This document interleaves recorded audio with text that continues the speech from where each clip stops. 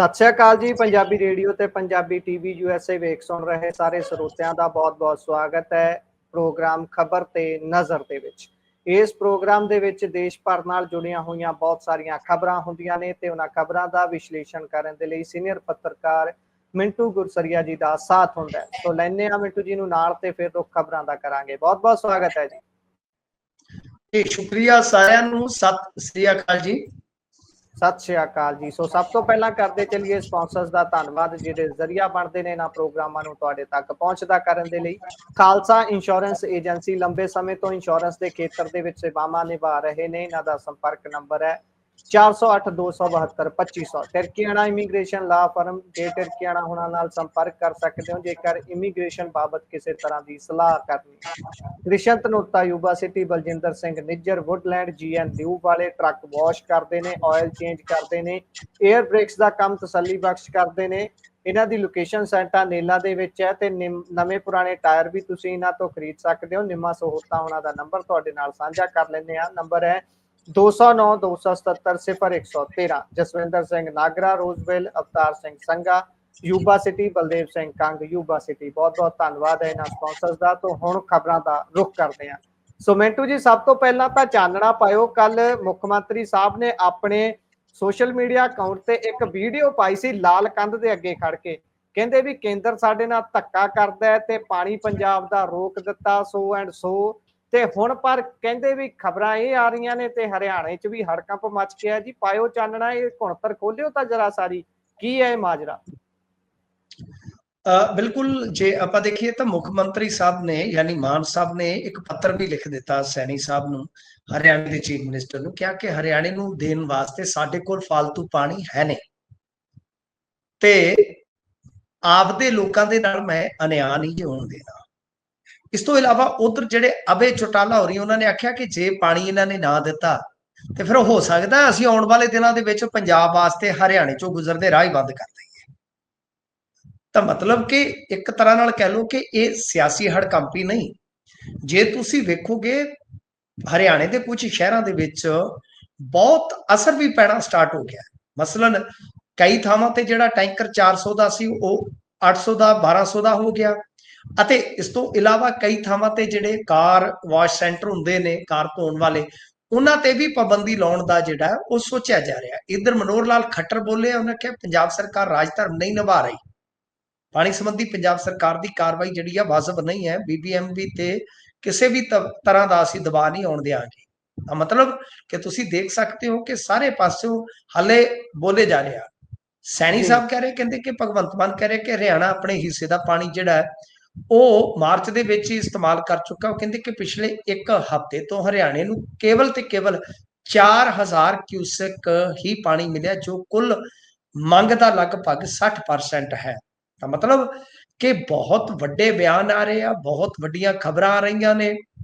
ਮਤਲਬ ਕਿ ਕਈ ਥਾਵਾਂ ਤੇ ਦੱਸਦੇ ਆ ਕਿ ਕੰਸਟਰਕਸ਼ਨ, ਸਿੰਜਾਈ ਤੱਕ ਵੀ ਜਿਹੜੀ ਹੈ ਨਾ ਰੋਕ ਲਾ ਦਿੱਤੀ ਗਈ ਆ, ਕਿਉਂਕਿ ਇਹਦਾ ਅਸਰ ਜਿਹੜਾ ਹੈ ਹੁਣ ਦਿੱਲੀ 'ਚ ਦਿਲਦਾਰ ਨਹੀਂ ਬੈਠੇ, ਤੁਹਾਨੂੰ ਪਤਾ ਹੀ ਆ। ਦਿੱਲੀ ਹੈ ਦਿਲ ਵਾਲੋਂ ਕੀ। ਤਾਂ ਗੱਲ ਇਹ ਆ ਕਿ ਦਿੱਲੀ 'ਚ ਸਰਕਾਰ ਹੁਣ ਭਾਜਪਾ ਦੀ, ਹਰਿਆਣੇ 'ਚ ਸਰਕਾਰ ਹੁਣ ਭਾਜਪਾ ਦੀ, ਢਿਵਰੀ ਟਾਈਟ ਆ। ਗੱਲ ਆਲ ਰਾਈਟ ਹੈ, ਢਿਵਰੀ ਟਾਈਟ ਆ। ਤੇ ਹੁਣ ਕਿਉਂਕਿ ਦਿੱਲੀ ਤੱਕ ਵੀ ਅਸਰ ਪੈਂਦਾ ਨਾ ਇਹਦਾ। ਹੁਣ ਤੁਹਾਨੂੰ ਮੈਂ ਸਮਝਾਉਣਾ ਤਕਨੀਕੀ ਪੱਖ ਇਹਦਾ। ਤੁਸੀਂ ਪੁੱਛਿਆ ਕਿ ਕੁੰਤਰ ਕੀ ਆ, ਕੁੰਡੀ ਕੀ ਆ। ਤੁਹਾਨੂੰ ਇਹ ਕੁੱਤੀ ਕਪਾਹ ਚੋਂ ਕੱਢ ਕੇ ਆਪਾਂ ਦਿਖਾ ਦੇਣੀ ਆ ਕਿ ਅਸਲ ਦੇ ਵਿੱਚ ਤਕਨੀਕੀ ਤੌਰ ਤੇ ਪੱਖ ਕੀ ਹੈ ਤੇ ਸਿਆਸੀ ਤੌਰ ਤੇ ਪੱਖ ਕੀ ਆ। ਲਓ, ਪਹਿਲਾਂ ਤੇ ਪੇਸ਼ੇ ਖਿਦਮਤ ਆ ਕਿ ਤਕਨੀਕੀ ਪੱਖ ਕੀ ਆ। ਦੇਖੋ, ਤਕਨੀਕੀ ਪੱਖ ਇਸ ਮਾਮਲੇ ਦਾ ਇਹ ਆ ਕਿ ਭਾਖੜਾ ਰਾਹੀਂ ਪਾਣੀ ਜਾਂਦਾ ਹੈ ਜੀ। ਕਿਹਨੂੰ ਜਾਂਦਾ? ਉਹ ਪਾਣੀ ਹਰਿਆਣੇ ਨੂੰ ਵੀ ਜਾਂਦਾ, ਦਿੱਲੀ ਨੂੰ ਵੀ ਜਾਂਦਾ, ਰਾਜਸਥਾਨ ਨੂੰ ਵੀ ਜਾਂਦਾ ਤੇ ਪੰਜਾਬ ਨੂੰ ਵੀ ਜਾਂਦਾ। ਮਤਲਬ ਕਿ ਕੁਝ ਹਿੱਸਾ ਚਲੇ ਜਾਂਦਾ ਪਰ ਦਿੱਲੀ ਨੂੰ, ਕੁਝ ਹਿੱਸਾ ਆਪਣੇ ਇੱਧਰ ਜਿਵੇਂ ਹਰਿਆਣੇ ਦੇ ਬਾਰਡਰ ਤੇ ਜਿਹੜੇ ਪਿੰਡ ਲੱਗਦੇ ਆ ਇਹਨਾਂ ਨੂੰ ਆ ਜਾਂਦਾ, ਕੁਝ ਹਿੱਸਾ ਰਾਜਸਥਾਨ ਨੂੰ ਚਲੇ ਜਾਂਦਾ ਤੇ ਵੱਡਾ ਹਿੱਸਾ ਜਿਹੜਾ ਹਰਿਆਣਾ ਜਿਹੜਾ ਉਹ ਇਸਤੇਮਾਲ ਕਰਦਾ ਹੈ। ਹੁਣ ਤੁਹਾਨੂੰ ਇੱਕ ਤਕਨੀਕੀ ਪਹਿਲੂ ਦੱਸਦਾ ਇਸ ਕਹਾਣੀ ਦਾ। ਕਹਾਣੀ ਦਾ ਤਕਨੀਕੀ ਪਹਿਲੂ ਇਹ ਆ ਕਿ ਜਿਵੇਂ ਆਪਣਾ ਸਾਲ ਸ਼ੁਰੂ ਹੁੰਦਾ 1 ਜਨਵਰੀ ਤੋਂ, ਦੇਸੀ ਵਰ੍ਹਾ ਸ਼ੁਰੂ ਹੁੰਦਾ ਸ਼ਾਇਦ 1 ਚੇਤ ਤੋਂ, ਤੇ ਫਾਈਨੈਂਸ਼ੀਅਲ ਈਅਰ ਜਿਹੜਾ ਹੈ ਉਹ ਸ਼ੁਰੂ ਹੁੰਦਾ 1 ਅਪ੍ਰੈਲ ਤੋਂ। ਪਰ ਜਿਹੜਾ BBMB ਦਾ ਪਾਣੀ ਦਾ ਸਾਈਕਲ ਹੈ, ਉਹ ਸਾਈਕਲ ਕੀ ਹੁੰਦਾ ਉਹ ਵੀ ਤੁਹਾਨੂੰ ਦੱਸ ਦੇਣਾ। ਪਾਣੀ ਦਾ ਜਿਹੜਾ ਸਾਈਕਲ ਹੈ ਉਹ ਸ਼ੁਰੂਆਤ ਉਹਦੀ ਹੁੰਦੀ ਆ 21 ਮਈ ਤੋਂ। यानी 1 साल का BBMB ने एक कोटा फिक्स कर दिता कि पंजाब नूं कितना जाना है ਤੇ ਹਰਿਆਣੇ ਨੂੰ ਕਿੰਨਾ ਜਾਣਾ। ਐਤਕੀ ਹਰਿਆਣੇ ਨੂੰ 24-25 ਵਾਸਤੇ ਦਿੱਤਾ ਸੀਗਾ ਇਹਨਾਂ ਨੇ 2.987 MAF ਮਿਲੀਅਨ ਏਕੜ ਫੀਟ ਪਾਣੀ। ਠੀਕ ਹੈ ਜੀ, ਸਟੇਕ ਹੋਲਡਰ ਹੋ ਗਿਆ ਉਹਦੇ ਵਿੱਚ ਸਾਰੇ ਜਿਵੇਂ ਮੈਂ ਤੁਹਾਨੂੰ ਗਿਣਾ ਦਿੱਤੇ ਆ। ਤਾਂ ਮਤਲਬ ਕਿ 9000 ਕਿਊਸਿਕ ਪਾਣੀ ਜਾਣਾ ਸੀਗਾ ਤਾਂ ਫਿਰ ਕੁੱਲ ਮਿਲਾ ਕੇ ਉਹ ਜਿਹੜਾ MAF ਬਣਦਾ ਉਹ ਬਣ ਗਿਆ 2.987।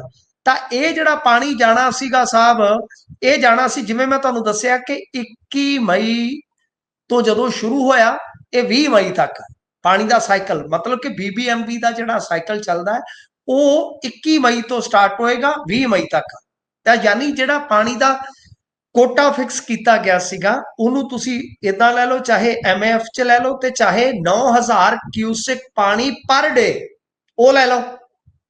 ठीक है जी, दोने ही मैं तुहाडी सुविधा अनुसार दस रहा कि चाहे तो वो जे तुसी देखोगे साल भर का वो MAF दे विच गिन लो ते नहीं तो तुसी क्यूसक दे विच गिन लो। ठीक है जी, तो हुण की है कि पंजाब कहंदा कि इन्हां ने अपने 103% कोटे की वरतों कर ली मार्च तक, यानी जो तय कोटा सी। हुण मैं तुहानूं दस भी देना, मेरे कोल आंकड़े सारे हुंदे आ जी, आंकड़ियां दी ते तुहानूं पता आपां जादूगरी करी दी आ। तो आंकड़ियां दे विच किवें पानी वरत्या वो भी अपने सामने है जी कि देखो हरियाणे नूं जिवें मैं तुहानूं दस्सिया कि उहदा हिस्सा आया 2.987 ते हरियाणे ने इस्तेमाल कितना कर लिया 3.091 MAF मिलियन एकड़ फीट। मिलियन एकड़ फीट किवें हुंदा है जे इसनूं भी मापना होवे कि मिलियन का मतलब हुंदा 10 लाख। 10 लाख किले च एक फुट पानी खिला दो, 10 लाख किले च तो उन्ना पानी जाना सीगा। तां कह लो किन्ना जाना सीगा, जिवें आपां कह दिता कि हरियाणे का हिस्सा बनता 2 लगभग कह लो कि 3 तो हेठां ते इस्तेमाल वो करी बैठे 3 तो वधेरे ते इस्तेमाल कदों करी बैठे मार्च तक। तो यदा मतलब कि साइकिल पूरा कदों होना 20 मई 2025-26 च। तो साइकिल तो पहला अपना हिस्सा उन्होंने वरत लिया जिहड़ा 1 साल का पूरा होना सी। इत्थे आके कर दिता काला माला मेरी सस ने, मतलब जिवें बिंद रखिया कहंदा सीगा ना उस गाने के अनुसार इत्थे आके रौला पै जांदा है जी।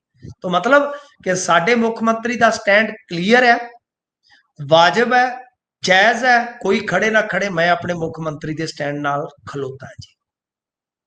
गल यह कि जद तुसी आपदे हिस्से का पानी वरत लिया, साडे बंदियों दिल्ली नूं दिओ ना दिओ जो मर्जी करो, जद तुसी साडे हिस्से का पानी जिहड़ा आपदा सीगा जो भी तुहाडा बनदा सीगा ਉਹ ਤੁਸੀਂ ਲੈ ਗਏ ਤੇ ਸਾਡੇ ਹਿੱਸੇ ਦਾ ਬਣਦਾ ਪਾਣੀ ਕਿਉਂਕਿ ਇਹ ਵੀ ਅੰਕੜੇ ਪੰਜਾਬ ਦੇ ਵੀ ਤੁਹਾਨੂੰ ਦੱਸ ਦੇਣਾ ਨਾ ਮੈਂ ਕਿ ਪੰਜਾਬ ਦੇ ਹਿੱਸੇ ਦਾ ਜਿਹੜਾ ਪਾਣੀ ਸੀਗਾ ਉਹ ਸਰ ਉਹ ਸੀ 5.512 MAF ਫਿਕਸ ਹੋਇਆ ਸੀ, ਪਰ ਉਹਨੇ ਇਸਤੇਮਾਲ ਕਿੰਨਾ ਕੀਤਾ 4.925, यानी आपदे हिस्से का लगभग 99%। वो किन्ना करी बैठे 103%। ते हाले भी वो कहते सानू दे दो जी, तो असी कित्थे जाइए बाबे दे बेर थले, साडे ते खेतां च पानी नहीं उपड़दा ते गां डैमां दा पानी पूरा नहीं हैगा। फर्ज करो कल नूं मींह होर नहीं पैंदे, वो ते कहणगे कि साडा हिस्सा दे दो, असी दसो मूत के भरी चलीए नदियां नहरां। कमाल हो गई आ, ये ते इंतहा है। तो गल यह कि यह तो पाख्या तकनीकी तौर पर सर कि बई तकनीकी तौर पर पंजाब का स्टैंड जिहड़ा है वो धक्के नाल ले जांदे जे। BBMB दे विच उन्हां दे बंदे आ, केंद्र दे विच खट्टर हुरी बैठे आ, केंद्री वजीर बिजली पानी सारे मंत्री ते उन्हां दे। हुण गल जिहड़ी आ वो ते तकनीकी पक्ष तो यह कि बिल्कुल स्टैंड वाजिब आ, जिस दे नाल इंडिविजुअली मैं खलोता कि ठीक है जद तुहाडे कोल तुहाडे हिस्से का पानी जिहड़ा है वो वरतों च आ चुका है तो तुसी फिर भी पंजाब नूं कहंदे हो कि दिओ पानी कित्थों दे दईए जी। साडे तां इत्थे नहरां च बंदी आ, नरमे दी बिजाई आ, हद हो गई है। ते दूजी गल दूजी जिहड़ी आ सियासी ये आ कि दिन ते रह गए 20 तो बाद मैं जिवें तुहानूं दस्सिया कि 20 मई तो बाद कोटा ते फिर फिक्स हो जाना। ਉਹ ਫੇਰ ਕਹਾਣੀ ਜਿਹੜੀ ਚੱਲ ਪੈਣੀ ਆ ਉਦਾਂ ਹੀ ਜਿੱਦਾਂ ਮੈਂ ਤੁਹਾਨੂੰ ਸਮਝਾਇਆ ਹੋ ਸਕਦਾ ਕੁਛ ਜੀ ਦੇ ਵਿੱਚ ਮੈਂ ਸਫਲ ਰਿਹਾ ਹਾਂ ਜਾਂ ਅਸਫਲ ਰਿਹਾ ਹਾਂ। ਤਾਂ ਗੱਲ ਇਹ ਆ ਕਿ ਬਈ ਹੁਣ ਦਿਨ ਤੇ 20 ਆ ਤੇ ਢਿਬਰੀ ਟਾਈਟ ਕਿਉਂ ਹੋਈ ਆ? ਇਹ ਵੀ ਇੱਕ ਕਾਰਨ ਆ, ਕਿਉਂਕਿ ਨਾਇਬ ਸਿੰਘ ਸੈਣੀ ਪੰਜਾਬ ਦੀ ਜਿਹੜੀ ਹਰਿਆਣੇ ਨਾਲ ਲੱਗਦੀ ਬਾਰਡਰ ਬੈਲਟ ਆ, ਉਹਨਾਂ ਦੇ ਪਿੰਡਾਂ 'ਚ ਆ ਕੇ ਸਰਪੰਚਾਂ ਨੂੰ ਇਨਫਲੂਐਂਸ 'ਚ ਲੈ ਰਹੇ ਨੇ, ਲਹਿਰਾ ਗਾਗਾ ਤੋਂ ਲੈ ਕੇ ਉਹ ਜ਼ੀਰਕਪੁਰ ਤੱਕ। ਜਿਵੇਂ ਇਹਨਾਂ ਨੂੰ ਇਸ ਗੱਲ ਦਾ ਪਤਾ ਲੱਗਿਆ ਕਿ ਨਾਇਬ ਸੈਣੀ ਬਰਾਦਰੀ ਦੇ ਵਿੱਚ ਬੜੀ ਵੱਡੀ ਭੰਨ-ਤੋੜ ਕਰਨ ਜਾ ਰਹੇ ਆ ਪੁਆਧ ਏਰੀਆ ਦੇ ਵਿੱਚ ਜਾਂ ਮਾਲਵੇ ਦੇ ਏਰੀਆ ਦੇ ਵਿੱਚ, ਤਾਂ ਇਹਨਾਂ ਦੇ ਕੰਨ ਖੜੇ ਹੋ ਗਏ। ਇਹਨਾਂ ਨੇ ਆਖਿਆ ਫਿਰ ਕੰਨ ਤੇ ਖੜੇ ਸਾਡੇ ਹੋ ਗਏ, ਹੁਣ ਤੇਰੇ ਕੰਨਾਂ ਨੂੰ ਹੱਥ ਲਵਾ ਦਿੰਦੇ ਆ। ਸਿਆਸੀ ਐਂਗਲ ਆ ਜੇ ਤੇ ਤਕਨੀਕੀ ਐਂਗਲ ਉਹ ਜੇ ਜਿਹੜਾ ਤੁਹਾਨੂੰ ਦੱਸਦਾ ਜੀ। ਸੋ ਉਧਰ ਅਗਲੀ ਖਬਰ ਤੇ ਜੇਕਰ ਚੱਲੀਏ ਤਾਂ ਲਾਰੈਂਸ ਬਿਸ਼ਨੋਈ ਗਰੁੱਪ ਜਿਹੜਾ ਉਹਦੀ ਦੇਸ਼ ਭਗਤੀ ਜਾਗੀ ਹੈ ਜੀ। ਉਹ ਤਾਂ ਕਹਿੰਦੇ ਵੀ ਪਹਿਲਗਾਮ 'ਚ ਜੋ ਕੁਝ ਹੋਇਆ ਆਪਾਂ ਤਾਂ ਇਹਦਾ ਬਦਲਾ ਲੈਣਾ ਹੈ। ਕੀ ਕੁਝ ਕਹਿ ਰਹੇ ਨੇ ਹੋਰ, ਤੇ ਇਹ ਕਿੰਨਾ ਕੁ ਨੈਤਿਕ ਆਧਾਰ ਤੇ ਠੀਕ ਹੈ ਇਹੋ ਜਿਹੀਆਂ ਗੱਲਾਂ ਕਰਨੀਆਂ ਜਦੋਂ ਤੁਸੀਂ ਦੇਸ਼ ਦੇ ਅੰਦਰ ਹੀ ਅਰਾਜਕਤਾ ਫੈਲਾਉਂਦੇ ਰਹੇ ਹੋ? ਦੇਖੋ ਗੱਲ ਇਹ ਆ ਕਿ ਆਪਾਂ ਜੇ ਵੇਖੀਏ ਸਭ ਤੋਂ ਪਹਿਲਾਂ ਤੇ ਮੀਡੀਆ ਦੀ ਗੱਲ ਕਰੀਏ ਤਾਂ ਮੀਡੀਆ ਕਹਿ ਰਿਹਾ ਕਿ ਜੀ ਗੈਂਗਸਟਰ ਲਾਰੈਂਸ ਦੀ ਪਾਕਿਸਤਾਨ ਨੂੰ ਧਮਕੀ, ਪਹਿਲਗਾਮ ਹਮਲੇ ਦਾ ਬਦਲਾ ਲਵਾਂਗਾ। ਠੀਕ ਹੈ ਜੀ, 1 ਲੱਖ ਦੇ ਬਰਾਬਰ ਇੱਕ ਮਾਰਾਂਗੇ। ਤਾਂ ਮਤਲਬ ਇਹ ਨਾਲ ਉਹਨਾਂ ਨੇ ਹਾਫਿਜ਼ ਸਈਦ ਦੀ ਜਿਹੜੀ ਆ ਉਹ ਫੋਟੋ ਲਾਈ ਆ, ਉਹਦੇ ਤੇ ਉਹਨਾਂ ਨੇ ਕ੍ਰਾਸ ਵਾਇਆ ਹੋਇਆ। ਠੀਕ ਹੈ ਜੀ, ਤੇ ਪੇਜ ਜਾਂ ਜਿਹੜਾ ਉਹ ਨਾਮ ਸ਼ੋ ਹੋ ਰਿਹਾ ਜੈ ਸ਼੍ਰੀ ਰਾਮ। ਤਾਂ ਇਸ ਤਰ੍ਹਾਂ ਮਤਲਬ ਹੁਣ ਤੁਸੀਂ ਮੈਨੂੰ ਇਹ ਦੱਸੋ ਕਿ ਗੱਲ ਇਹ ਆ ਕਿ ਥੱਲੇ ਨਾਂ ਲਿਖਿਆ Lawrence Bishnoi group, Jitender Gogi group, Hashim Baba, Kala Rana, ਠੀਕ ਹੈ ਜੀ, ਗੋਲਡੀ ਬਰਾੜ, ਰੋਹਿਤ ਗੁੰਦਾਰਾ, ਇਹ ਸਾਰੇ ਗੈਂਗਸਟਰਾਂ ਦੇ ਨਾਮ ਆ। ਹੁਣ ਮੈਨੂੰ ਇੱਕ ਗੱਲ ਦੱਸੋ ਕਿ ਜਿਹੜਾ ਲਾਰੈਂਸ ਹੈ ਜੀ, ਲਾਰੈਂਸ ਬਿਸ਼ਨੋਈ ਤਾਂ ਜਿਹੜਾ ਹੈ ਉਹ ਹੈਗਾ ਪੁਲਿਸ ਦੀ ਕਸਟਡੀ ਦੇ ਵਿੱਚ ਜੀ। ਪੁਲਿਸ ਦੀ ਕਸਟਡੀ ਦੇ ਵਿੱਚ ਉਹਦੀ ਨਾ ਉਹ ਆਈਡੀ ਤੋਂ ਅਪਲੋਡ ਹੋਇਆ ਤੇ ਨਾ ਹੀ ਕੋਈ ਸਰਕਾਰ ਨੇ ਆਫੀਸ਼ੀਅਲੀ ਇਹ ਕਿਹਾ ਕਿ ਇਹ ਲਾਰੈਂਸ ਬਿਸ਼ਨੋਈ ਨੇ ਅਪਲੋਡ ਕੀਤਾ। ਕੋਈ ਵੀ ਹੈਂਡਲਰ ਹੋ ਸਕਦਾ ਹੈ, ਕੋਈ ਵੀ ਆਸਿਓਂ ਪਾਸਿਓਂ ਉਹਨਾਂ ਦਾ ਕੋਈ ਸ਼ੂਟਰ ਹੋ ਸਕਦਾ ਹੈ ਜਿਸ ਨੇ ਪਾਇਆ ਹੋਵੇ। ਤੇ ਮੀਡੀਆ ਕਿਉਂ ਐਡਾ ਤੱਤਾ ਕਾਲਾ ਹੈ ਕਿ ਉਹ ਲਾਰੈਂਸ ਨਾਲ ਜੋੜ ਰਿਹਾ ਇਸ ਨੂੰ? ਠੀਕ ਹੈ, ਉਹਨਾਂ ਨੇ ਜੋ ਗੱਲ ਲਿਖੀ ਹੈ ਮੈਂ ਤੁਹਾਨੂੰ ਸੰਖੇਪ ਦੇ ਵਿੱਚ ਦੱਸ ਦਿੱਤੀ ਆ ਕਿ ਉਹ ਪੋਸਟ ਪਾਇਆ ਕਿ ਭਾਈ 1 ਲੱਖ ਦੇ ਬਰਾਬਰ ਮਾਰਾਂਗੇ ਇੱਕ ਨੂੰ। ਠੀਕ ਹੈ ਨਾ ਜੀ, ਤਾਂ ਉਹ ਹਾਫਿਜ਼ ਸਈਦ ਦੇ ਫੋਟੋ ਤੇ ਉਹਨਾਂ ਨੇ ਕਾਂਟਾ ਮਾਰਿਆ। ਇਹਦਾ ਮਤਲਬ ਇਹ ਹੈ ਕਿ ਜੇ ਤੁਸੀਂ ਇਸ ਨੂੰ ਸੱਚ ਮੰਨਦੇ ਹੋ ਤਾਂ ਜਿਹੜੀਆਂ ਦੂਜੀਆਂ ਕਿਲਿੰਗਸ ਹੋ ਰਹੀਆਂ ਨੇ, ਚਾਹੇ ਉਹ ਕੈਨੇਡਾ ਹੈ ਚਾਹੇ ਪਾਕਿਸਤਾਨ ਹੈ, ਬਹੁਤ ਵੱਡੇ ਪੱਧਰ ਤੇ ਕਿਲਿੰਗਸ ਹੋਈਆਂ ਨੇ ਇਸ ਤਰ੍ਹਾਂ ਦੇ ਬੰਦਿਆਂ ਦੀਆਂ। ਇੰਡੀਆ ਦੇ ਲਿਹਾਜ਼ ਨਾਲ ਉਹ ਠੀਕ ਨੇ, ਪਰ ਕੀ ਉਹ ਕਿਲਿੰਗਸ ਇਸ ਤਰ੍ਹਾਂ ਮੰਨਿਆ ਜਾਵੇ ਕਿ ਗੈਂਗਸਟਰ ਤੇ ਏਜੰਸੀਆਂ ਦੇ ਇੱਕ ਤਾਲਮੇਲ ਨਾਲ ਹੋ ਰਹੀਆਂ ਨੇ? ਤੇ ਅਜਿਹਾ ਜੇ ਹੋਏਗਾ ਤਾਂ ਭਾਰਤ ਸਰਕਾਰ ਫਸ ਜਾਏਗੀ ਕਈ ਥਾਵਾਂ ਤੇ।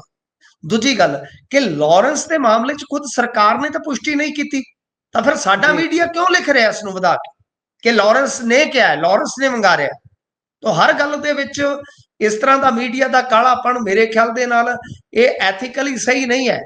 ਪੱਤਰਕਾਰਤਾ ਦੀ ਭਾਸ਼ਾ ਦੇ ਵਿੱਚ ਇਹ ਹੋਸ਼ਾਪਣ ਆ, ਸਵਾਏ ਹੋਸ਼ਾਪਣ ਤੋਂ ਇਹ ਕੁਝ ਨਹੀਂ ਹੈ। ਕਿਉਂਕਿ ਜਦੋਂ ਇੱਕ ਪੋਸਟ ਜਿਹੜੀ ਹੈ ਉਹ ਇੱਕ ਕਾਮਨ ਪੇਜ ਤੋਂ ਜਾਰੀ ਹੋ ਗਈ ਜਿਹਦਾ ਨਾਂ ਜੈ ਸ਼੍ਰੀ ਰਾਮ ਜਾਂ ਕੁਝ ਵੀ ਹੈ, ਠੀਕ ਹੈ ਜੀ, ਥੱਲੇ ਉਹਨਾਂ ਨੇ ਗਰੁੱਪ ਦਾ ਨਾਮ ਲਿਖਤਾ। ਹੁਣ ਤੁਸੀਂ ਮੈਨੂੰ ਦੱਸੋ ਕਿ ਤੁਹਾਡੇ ਕੋਲ ਪ੍ਰਮਾਣ ਹੈ ਕਿ ਉਹ ਲਾਰੈਂਸ ਗਰੁੱਪ ਨੇ ਪਾਈ ਆ? ਤੁਹਾਡੇ ਕੋਲ ਪ੍ਰਮਾਣ ਹੈ ਕਿ ਉਹ ਲਾਰੈਂਸ ਬਿਸ਼ਨੋਈ ਨੇ ਪਾਈ ਆ? ਜੇ ਹੈ ਤਾਂ ਉੱਥੇ ਵੀ ਸਰਕਾਰ ਫਸ ਜਾਏਗੀ। ਤਾਂ ਮੀਡੀਆ ਦਾ ਇਹ ਕੰਮ ਹੀ ਨਹੀਂ ਹੈਗਾ ਸਰ, ਐਥੀਕਲੀ ਇਹ ਸਹੀ ਨਹੀਂ ਹੈ, ਪੱਤਰਕਾਰਤਾ ਦਾ ਕੰਮ ਨਹੀਂ ਹੈ। ਪੱਤਰਕਾਰਤਾ ਦਾ ਕੰਮ ਹੈ ਜੋ ਅਸੀਂ ਕਹਿ ਰਹੇ ਹਾਂ ਕਿ ਜਦੋਂ ਪ੍ਰਮਾਣਿਤ ਹੀ ਨਹੀਂ ਹੈ ਤਾਂ ਫਿਰ ਉਹਦਾ ਆਧਾਰ ਕਿਉਂ ਅਸੀਂ ਮੰਨ ਕੇ ਚੱਲੀਏ ਉਸ ਚੀਜ਼ ਨੂੰ? ਤੇ ਜੇ ਆਧਾਰ ਹੈ ਜਿਸ ਨੂੰ ਸੱਚ ਮੰਨਦੇ ਹੋ ਤਾਂ ਫਿਰ ਜੋ ਕਿਲਿੰਗਸ ਹੋਈਆਂ ਨੇ ਤਾਂ ਮੰਨ ਲਿਆ ਜਾਵੇ ਕਿ ਭਾਰਤ ਇਸ ਤਰ੍ਹਾਂ ਗੈਂਗਸਟਰਾਂ ਨੂੰ ਯੂਜ਼ ਕਰ ਰਿਹਾ ਹੈ ਕਿਲਿੰਗਸ ਦੇ ਵਿੱਚ। ਤਾਂ ਫਿਰ ਬਹੁਤ ਵੱਡੇ ਸਵਾਲ ਖੜੇ ਹੋ ਜਾਣਗੇ ਕੌਮਾਂਤਰੀ ਮੰਚਾਂ ਤੇ। ਖੈਰ, ਜੇ ਆਪਾਂ ਦੂਜੇ ਪਾਸੇ ਵੇਖੀਏ ਤਾਂ ਪਹਿਲਗਾਮ ਹਮਲੇ ਤੋਂ ਬਾਅਦ ਹੁਣ ਰਾਹੁਲ ਗਾਂਧੀ ਦੀ ਜਿਹੜੀ ਹੈ ਸਟੇਟਮੈਂਟ ਕਾਫੀ ਕਹਿ ਲਓ ਕਿ ਮਾਇਨੇ ਰੱਖਦੀ ਹੈ ਇਸ ਮਾਮਲੇ ਦੇ ਵਿੱਚ। ਮੈਂ ਹਟਵੀਂ ਗੱਲ ਕਰ ਰਿਹਾ ਤਾਂ ਉਹਨੇ ਤੇ ਇਹ ਗੱਲ ਕਹੀ ਆ ਕਿ ਨਰਿੰਦਰ ਮੋਦੀ ਐਕਸ਼ਨ ਲੈਣ, ਤੁਰੰਤ ਸਮਾਂ ਬਰਬਾਦ ਨਹੀਂ ਕਰਨਾ ਚਾਹੀਦਾ ਤੇ ਸੀਜ਼ਫਾਇਰ ਤੋੜਨ ਤੇ ਭਾਰਤ ਨੇ ਪਾਕਿਸਤਾਨ ਨੂੰ ਹੁਣ ਵਾਰਨਿੰਗ ਵੀ ਦੇ ਦਿੱਤੀ ਆ। ਅੱਜ ਵੀ ਕਹਿ ਲਓ ਕਿ ਚੰਗੀਆਂ ਵੱਡੀਆਂ ਬੈਠਕਾਂ ਹੋਈਆਂ, ਜਿਵੇਂ ਚਰਚਾ ਕੱਲ ਦੀ ਚੱਲੀ ਜਾਂਦੀ ਆ ਕਿ ਆਰਮੀ ਨੂੰ ਬਿਲਕੁਲ ਫ੍ਰੀ ਹੈਂਡ ਕਰ ਦਿੱਤਾ। ਉਹਨਾਂ ਨੂੰ ਦੱਸ ਦਿੱਤਾ ਗਿਆ ਕਿ ਸ਼ਿਕਾਰ ਤੁਹਾਡਾ, ਚੋਣ ਤੁਹਾਡੀ, ਜਦ ਵੀ ਤੁਸੀਂ ਕਰਨਾ ਹੋਇਆ ਸਮਾਂ ਤੁਹਾਡਾ ਸਥਾਨ ਤੁਸੀਂ ਸਾਰਾ ਕੁਝ ਚੁਣੋ। ਮਤਲਬ ਕਿ ਇਸ ਗੱਲ ਤੇ ਅੱਜ ਦਿਨ ਭਰ ਜਿਹੜੀ ਆ ਉਹ ਚਰਚਾ ਹੁੰਦੀ ਰਹੀ ਆ ਤੇ ਪਾਕਿਸਤਾਨ ਦੇ ਇੱਕ ਮਿਨਿਸਟਰ ਨੇ ਵੀ ਕਿਹਾ ਕਿ ਆਉਣ ਵਾਲੇ 24 ਤੋਂ 36 ਘੰਟਿਆਂ ਦੇ ਦਰਮਿਆਨ ਸਾਡੇ ਤੇ ਹਮਲਾ ਹੋ ਸਕਦਾ। ਤੇ ਇੱਕ ਵੱਡੀ ਅਪਡੇਟ ਹੋਰ ਆ ਗਈ ਆ ਕਿ ਸਿੰਧੂ ਜਲ ਸਮਝੌਤੇ ਤੇ ਸ਼ਾਹ ਦੀ ਜਿਹੜੀ ਬੈਠਕ ਹੈ ਇਸ ਵੇਲੇ ਜਾਰੀ ਆ। ਦੇਖਦੇ ਆ ਕਿ ਕੀ ਬਣਦਾ ਹੈ। ਤਾਂ ਮੇਰੇ ਖਿਆਲ ਦੇ ਨਾਲ ਪੋਸਟ ਦੇ ਨਾਲੋਂ ਅਹਿਮ ਹੋ ਜਾਂਦੀਆਂ ਨੇ ਕੁਝ ਹੋਰ ਸਰਗਰਮੀਆਂ, ਜਿਵੇਂ ਆਪਾਂ ਦੇਖ ਰਹੇ ਹਾਂ ਕਿ ਕੁਝ ਪਾਕਿਸਤਾਨ ਦੇ ਵਿੱਚ ਵੀ ਹਲਚਲ ਹੈ। ਤੇ ਅੱਜ ਸ਼ਾਹ 8 ਵਜੇ ਮੰਤਰੀਆਂ ਦੇ ਨਾਲ ਬੈਠਕ ਕਰਨ ਜਾ ਰਹੇ ਆ। ਤਾਂ ਸੁਪਰ ਕੈਬਨਿਟ ਦੀ ਇੱਕ ਮੀਟਿੰਗ ਹੋਣ ਜਾ ਰਹੀ ਹੈ, ਜਿਹੜੀ ਪੁਲਵਾਮਾ ਹਮਲੇ ਤੋਂ ਬਾਅਦ ਕਹਿ ਲਓ ਕਿ ਪਹਿਲੀ ਮੀਟਿੰਗ ਹੈ ਇਸ ਤਰ੍ਹਾਂ ਦੀ। ਪਰ ਮਸੂਰੀ ਤੋਂ ਇੱਕ ਬੜੀ ਦਿਲ ਨੂੰ ਦਹਿਲਾਉਣ ਵਾਲੀ ਫੋਟੋ ਆਈ ਆ, ਵੀਡੀਓ ਆਈ ਆ। ਕਸ਼ਮੀਰੀ ਸ਼ਾਲ ਵਿਕਰੇਤਾ ਦੇ ਨਾਲ ਮਾਰਕੁੱਟ ਕੀਤੀ ਗਈ ਆ। ਦੁਕਾਨ ਬੰਦ ਕਰਨ ਵਾਸਤੇ ਉੱਥੇ ਕੁਝ ਲੋਕ ਕਹਿ ਰਹੇ ਆ ਲਿੰਚਿੰਗ ਹੋ ਰਹੀ ਆ। ਮੇਰੇ ਖਿਆਲ ਦੇ ਨਾਲ ਇਹਨਾਂ ਥਾਵਾਂ ਤੇ ਕਸ਼ਮੀਰੀ ਤੇ ਤੁਹਾਡਾ ਸਾਥ ਦੇ ਰਹੇ ਨੇ। ਕਸ਼ਮੀਰੀ ਤੇ ਇਤਿਹਾਸ ਦੇ ਵਿੱਚ ਕਸ਼ਮੀਰ ਬੰਦ ਕਰਕੇ ਤੁਹਾਡੇ ਨਾਲ ਖੜ ਚੁੱਕੇ ਆ ਤੇ ਤੁਸੀਂ ਕਸ਼ਮੀਰੀਆਂ ਨਾਲ ਕੀ ਕਰ ਰਹੇ ਜੇ? ਇਹ ਉਹ ਲੋਕ ਆ ਜਿਹੜੇ ਖੁਦ ਬੇਵਕੂਫ ਹੋ ਚੁੱਕੇ ਆ, ਅੰਨੇ ਹੋ ਚੁੱਕੇ ਆ, ਜਿਹੜੇ ਕੌਮਾਂਤਰੀ ਪੱਧਰ ਤੇ ਭਾਰਤ ਦਾ ਜਲੂਸ ਰੱਜ ਕੇ ਕਢਾਉਂਦੇ ਆ। ਤਾਂ ਕਸ਼ਮੀਰੀ ਤਾਂ ਤੁਹਾਡੇ ਨਾਲ ਖੜੇ ਆ। ਤੇ ਜੇ ਕਸ਼ਮੀਰੀ ਤੁਹਾਨੂੰ ਪਸੰਦ ਨਹੀਂ ਤੇ ਫਿਰ ਕਸ਼ਮੀਰ ਤੁਹਾਡਾ ਕਿਵੇਂ ਹੋਇਆ? ਤੇ ਜੇ ਕਸ਼ਮੀਰ ਤੁਹਾਡਾ ਹੈ ਤਾਂ ਫਿਰ ਕਸ਼ਮੀਰੀ ਬਗਾਨੇ ਕਿੱਦਾਂ ਹੋਏ?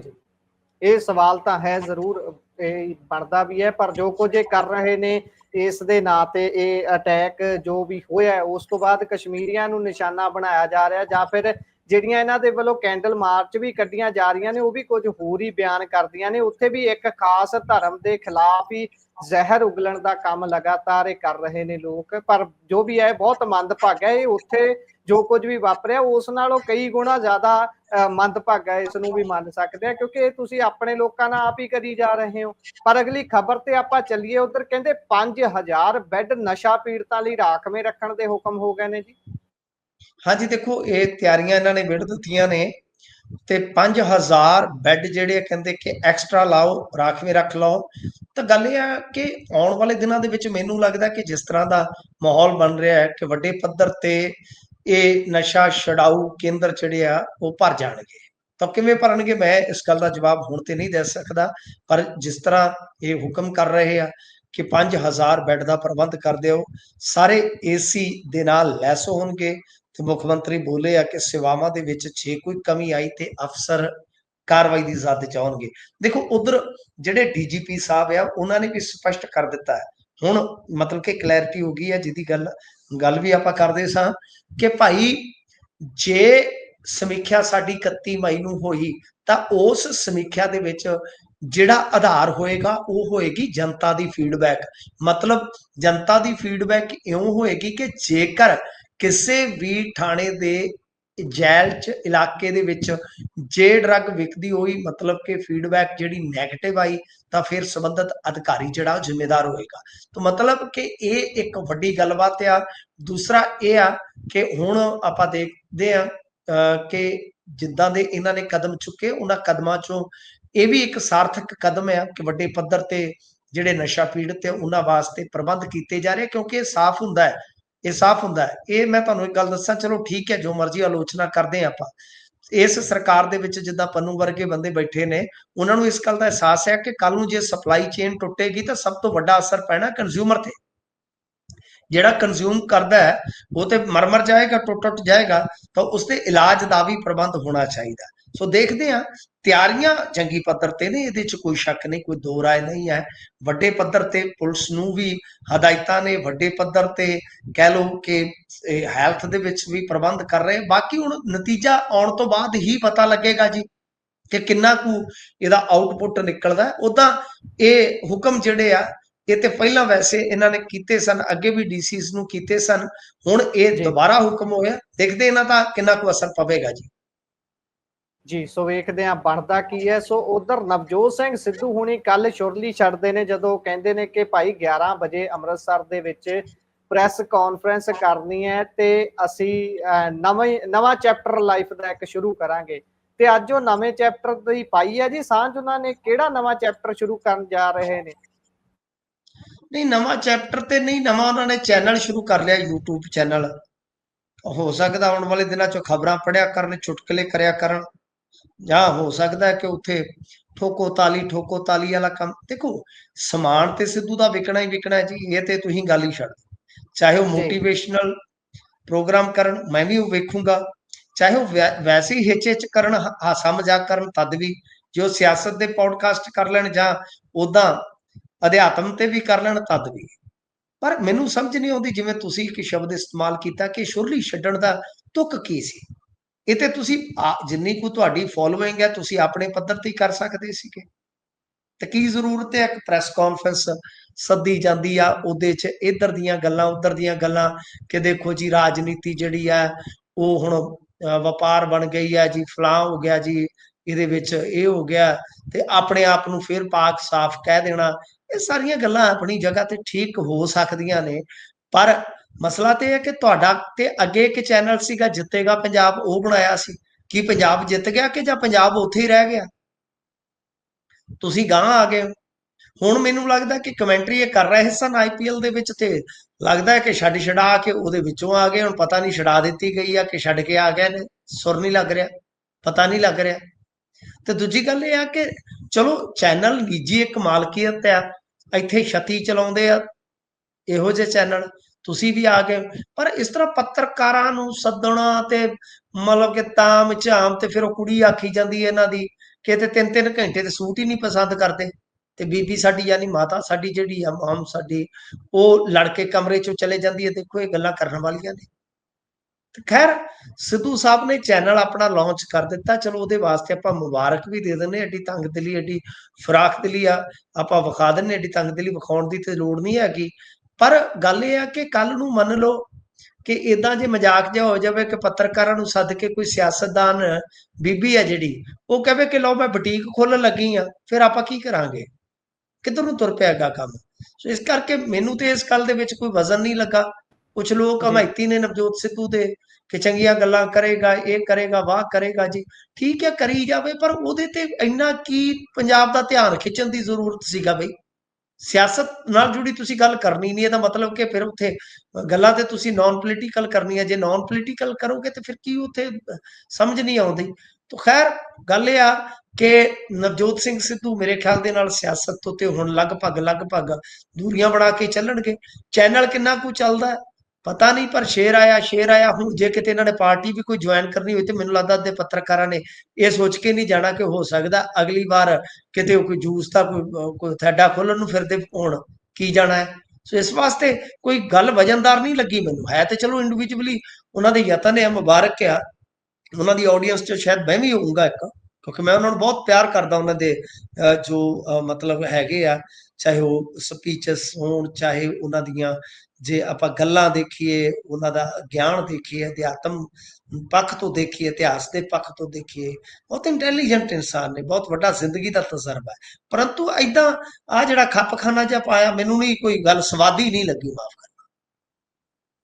ਜੀ, ਸੋ ਉਹ ਵੀ ਇੱਕ ਤਰੀਕਾ ਹੀ ਹੁੰਦਾ ਵੀ ਭਾਈ ਆਪਾਂ ਇੱਕ ਵਾਰੀ ਵਗਲ ਕੇ ਸਾਰਿਆਂ ਨੂੰ ਸੱਦ ਲਈਏ, ਬਾਅਦ ਚੋਂ ਸੱਪ ਕਿਹੜਾ ਕੱਢਣਾ ਹੈ। ਉਹ ਜਦੋਂ ਕੱਢਿਆ ਹੋਊ, ਅੱਧੇ ਨਾਲੋਂ ਜ਼ਿਆਦਾ ਤਾਂ ਜਿੱਦਾਂ ਤੁਸੀਂ ਵੀ ਮੀਡੀਆ ਦੀ ਤਸਵੀਰ ਨੂੰ ਸਮਝਦੇ ਹੋ, ਅੱਧਿਆਂ ਨੇ ਤਾਂ ਉਸ ਲਈ ਆਪਣਾ ਸਮਾਨ ਲਪੇਟਣਾ ਸ਼ੁਰੂ ਕਰਤਾ ਹੋਊਗਾ ਵੀ ਉਹ ਲੈ ਨਹੀਂ ਭਾਈ ਨਹੀਂ, ਅੱਧੇ ਸਮਾਨ ਕੀ, ਅੱਧੇ ਤੇ ਜਾਂਦੇ ਪਕੌੜੇ ਖਾਣ ਨੇ ਵੀ ਚਲੋ ਜੀ ਜੀ ਨਵਜੋਤ ਸਿੰਘ ਸਿੱਧੂ ਦੀ ਕੋਠੀ ਵੇਖ ਆਵਾਂਗੇ, ਮੈਂ ਚੰਗੀ ਤਰ੍ਹਾਂ ਜਾਣਦਾ ਜੀ। ਮੈਂ ਵੀ ਇਹ ਏਦਾਂ ਹੀ ਸਾਰੀਆਂ ਚੀਜ਼ਾਂ ਬੈਕ ਹੋ ਮੁੱਕ ਗਈਆਂ। ਜੇ ਮੈਂ ਵੀ ਚੁੱਕ ਕੇ 5-6 ਸਾਲ ਤੁਰਿਆ ਫਿਰਦਾ ਰਿਹਾ ਫੀਲਡ, ਮੈਂ ਵੀ ਕਰਦਾ ਰਿਹਾ ਜੀ। ਜੀ, ਇਹੀ ਕੁਝ ਹੁੰਦਾ ਹੈ। ਪਰ ਆਪਾਂ ਚਲੀਏ ਅੱਗੇ ਜੀ, ਉਧਰ ਸੁਖਬੀਰ ਮਾਮਲੇ ਦੇ ਵਿੱਚ NIA ਨੇ ਸਮਾਂ ਮੰਗਿਆ ਹੈ। ਦੇਖੋ, NIA ਨੇ ਸਮਾਂ ਇਸ ਵਾਸਤੇ ਮੰਗਿਆ ਹੈ ਕਿਉਂਕਿ ਕੋਰਟ ਨੇ ਜਵਾਬ ਮੰਗਿਆ ਹੈ ਕਿ ਭਾਈ ਤੁਸੀਂ ਜਾਂਚ ਪੜਤਾਲ ਕਰੋਗੇ ਕਿ ਨਹੀਂ। ਦੇਖੋ, ਗੱਲ ਇਹ ਆ ਕਿ ਕੋਰਟ ਦੇ ਵਿੱਚ ਮਾਮਲਾ ਗਿਆ ਕਿਉਂ? ਕਿਉਂਕਿ ਕੋਰਟ ਦੇ ਵਿੱਚ ਤੇ ਪਹਿਲਾਂ ਚੱਲ ਰਿਹਾ ਸੀਗਾ, ਨਰੈਣ ਸਿੰਘ ਚੌੜਾ ਨੂੰ ਜ਼ਮਾਨਤ ਮਿਲ ਚੁੱਕੀ ਆ। ਨਰੈਣ ਸਿੰਘ ਚੌੜਾ ਬਾਰੇ ਅਕਾਲੀ ਦਲ ਦੇ ਕਈ ਸ਼ਿਕਵੇ ਨੇ, ਕਈ ਇਲਜ਼ਾਮ ਨੇ। ਉਹ ਕਹਿ ਰਿਹਾ ਕਿ ਇਹ ਬਹੁਤ ਵੱਡੀ ਸਾਜ਼ਿਸ਼ ਸੀਗੀ, ਪਰ ਆਮ ਆਦਮੀ ਪਾਰਟੀ ਨੇ ਬੇਹੱਦ ਇੱਕ ਲਾਈਟਲੀ ਕੇਸ ਲੈ ਕੇ ਇਸ ਨੂੰ ਬਿਲਕੁਲ ਰੱਦੂ ਵੱਦੂ ਬਣਾ ਦਿੱਤਾ ਹੈ। ਤੋ ਇਸ ਕਰਕੇ ਇਹ ਗਏ ਸਨ ਹਾਈ ਕੋਰਟ ਦੇ ਵਿੱਚ। ਹਾਈ ਕੋਰਟ ਨੇ ਹੁਣ ਸੁਣਵਾਈ ਜਿਹੜੀ ਆ 22 ਤੱਕ ਮੁਲਤਵੀ ਕੀਤੀ ਆ। ਕਿਉਂ? ਕਿਉਂਕਿ ਇਹਦੇ ਵਿੱਚ ਜਿਹੜੀ ਕੌਮੀ ਜਾਂਚ ਏਜੰਸੀ ਆ, ਨੈਸ਼ਨਲ ਇਨਵੈਸਟੀਗੇਟਿਵ ਏਜੰਸੀ ਹੈ ਜਿਹੜੀ NIA, ਤਾਂ ਉਹਨਾਂ ਨੇ ਇਹ ਕਹਿ ਦਿੱਤਾ ਹੈ ਕਿ ਸਾਨੂੰ ਜਵਾਬ ਦਾਇਰ ਕਰਨ ਵਾਸਤੇ ਸਮਾਂ ਹੋਰ ਚਾਹੀਦਾ ਹੈ, ਤੇ ਇਸ ਕਰਕੇ ਇਹ ਮਾਮਲਾ ਜਿਹੜਾ ਉਹ ਇੱਕ ਵਾਰੀ ਤੇ ਟਲ ਗਿਆ। ਹੁਣ ਗੱਲ ਇਹ ਆ ਕਿ NIA ਆਪਣੇ ਪੱਖ ਤੋਂ ਜੇ ਦੇਖੇਗੀ ਕਿ ਕੇਸ ਜਿਹੜਾ ਹੈ ਉਹਨਾਂ ਦੇ ਹੱਥਾਂ 'ਚ ਆਉਣਾ ਜਾਇਜ਼ ਹੈ, ਤਾਂ ਫਿਰ ਉਹ ਲਿਆ ਵੀ ਸਕਦੀ ਆ। ਪਰ ਜੇ ਉਹ ਕੇਸ ਮੰਨ ਲਓ NIA ਦੇ ਹੱਥ ਦੇ ਵਿੱਚ ਆ ਗਿਆ, ਤਾਂ ਉਸਨੇ ਬਿਲਕੁਲ ਆਮ ਆਦਮੀ ਪਾਰਟੀ ਦੀ ਜਾਂਚ ਤੋਂ ਉਲਟ ਸਿੱਟੇ ਕੱਢ ਦਿੱਤੇ, ਤਾਂ ਬੜਾ ਮਾਮਲਾ ਜਿਹੜਾ ਹੈ ਨਾ ਉਹ ਸਿਆਸੀ ਤੌਰ ਤੇ ਵੀ ਭਖ ਜਾਵੇਗਾ ਗੁਰਪ੍ਰੀਤ ਜੀ। ਸੋ ਇਸ ਕਰਕੇ ਅਕਾਲੀ ਦਲ ਚਾਹੁੰਦਾ ਹੈ ਕਿ ਇਸ ਨੂੰ ਇੱਕ ਕੌਮੀ ਜਾਂਚ ਏਜੰਸੀ ਦੇ ਕੋਲ ਅਸੀਂ ਲੈ ਜਾਈਏ, ਕਿਉਂਕਿ ਉਹਨਾਂ ਨੂੰ ਸ਼ਾਇਦ ਲੱਗਦਾ ਹੋਵੇਗਾ ਕਿ ਆਮ ਆਦਮੀ ਪਾਰਟੀ ਨੇ ਇਸ ਕੇਸ ਨੂੰ ਕੋਰਟ ਦੇ ਵਿੱਚ ਵੀ ਖੜੇ ਨਹੀਂ ਰਹਿਣ ਦੇਣਾ। ਸੋ ਇਸ ਵਾਸਤੇ, ਕਿਉਂਕਿ ਆਪਾਂ ਵੇਖਿਆ ਹੀ ਆ ਸ਼ੁਰੂ ਤੋਂ ਹੀ ਆਮ ਆਦਮੀ ਪਾਰਟੀ ਨੇ ਇਸ ਕੇਸ ਨੂੰ ਕਿਸ ਤਰ੍ਹਾਂ ਹੈਂਡਲ ਕੀਤਾ ਹੈ, ਤਾਂ ਖੈਰ ਇਸੇ ਕਰਕੇ ਅਕਾਲੀ ਦਲ ਗਿਆ ਤੇ ਹੁਣ NIA ਜਿਹੜਾ ਹੈ ਉਹ ਕੁਝ ਦਿਨਾਂ ਬਾਅਦ ਜਵਾਬ ਦਾਖਲ ਕਰੇਗਾ, ਫਿਰ ਉਸ ਤੋਂ ਬਾਅਦ ਕੋਰਟ ਨਿਰਣਾ ਕਰੇਗਾ ਕਿ ਜਾਂਚ ਕਿਸਨੇ ਕਰਨੀ ਹੈ।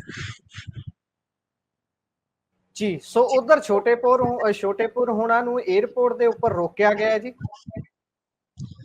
ਹਾਂਜੀ ਦੇਖੋ, ਛੋਟੇਪੁਰ ਹੋਰਾਂ ਨੂੰ 에ਅਰਪੋਰਟ ਤੇ ਇਮੀਗ੍ਰੇਸ਼ਨ ਡਿਪਾਰਟਮੈਂਟ ਨੇ ਰੋਕ ਦਿੱਤਾ। ਸੁੱਚਾ ਸਿੰਘ ਛੋਟੇਪੁਰ, ਜਿੰਨੀ ਕੁ ਮੈਨੂੰ ਜਾਣਕਾਰੀ ਹੈ ਕਿ ਸ਼ਾਇਦ ਅਮਰੀਕਾ ਜਾ ਰਹੇ ਸਨ, ਤੇ ਉਹਨਾਂ ਨੇ ਇਹ ਵੀ ਦੱਸਿਆ ਹੈ ਕਿ ਉਹਨਾਂ ਦੇ ਪਾਸ ਬਈ ਇੱਕ ਵੈਲਿਡ ਵੀਜ਼ਾ, ਵੈਲਿਡ ਪਾਸਪੋਰਟ ਸੀਗਾ, ਸਾਰਾ ਕੁਝ ਸੀਗਾ, ਤੇ ਬਿਨਾਂ ਕੁਝ ਦੱਸਿਆ, ਬਿਨਾਂ ਕੋਈ ਠੋਸ ਜਾਣਕਾਰੀ ਦਿੱਤਿਆਂ ਇਮੀਗ੍ਰੇਸ਼ਨ ਨੇ ਇਹਨਾਂ ਨੂੰ ਜਹਾਜ਼ੇ ਚੜਨ ਤੋਂ ਰੋਕ ਦਿੱਤਾ ਹੈ, ਤੇ ਸਿਰਫ ਪਾਸਪੋਰਟ ਦਫ਼ਤਰ ਦੇ ਨਾਲ ਤਾਲਮੇਲ ਕਰਨ ਲਈ ਕਿਹਾ ਹੈ, ਜਦ ਕਿ ਉਹ ਕਹਿੰਦੇ ਕਿ ਪਾਸਪੋਰਟ ਤੇ ਮੇਰੇ ਕੋਲ ਵੈਲਿਡ ਹੈ, ਫਿਰ ਪਾਸਪੋਰਟ ਆਫਿਸ ਦੇ ਨਾਲ ਮੈਂ ਕੀ ਜਾ ਕੇ ਉੱਥੇ ਤਾਲਮੇਲ ਕਰਾਂ।